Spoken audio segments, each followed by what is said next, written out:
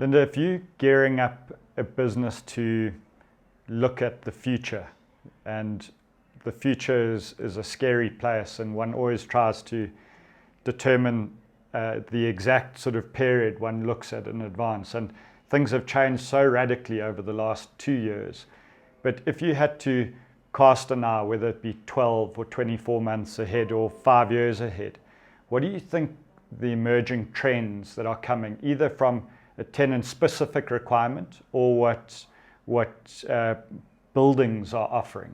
Where do you see the new buildings of the future, and what do they look like? I think one of the biggest things we're looking at in the world, and I think the pandemic's probably enhanced it, is sustainability. So people want more modern facilities. I think one of the biggest challenges we've got with modern buildings is the windows don't open that people like. So we've got to overcome that.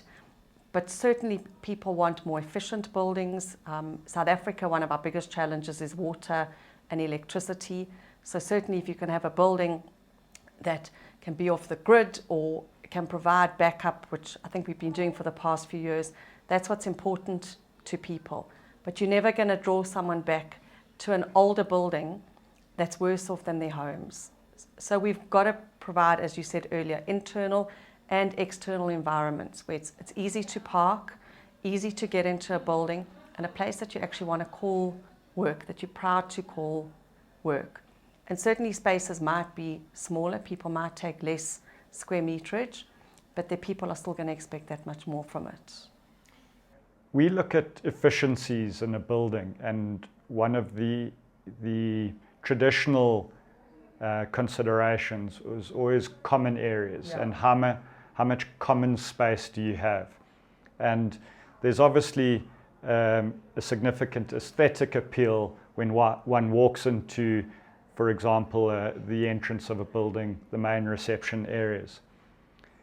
Those areas have traditionally been wasteful areas. So it's a pleasant environment to walk into, and it looks great, it's voluminous.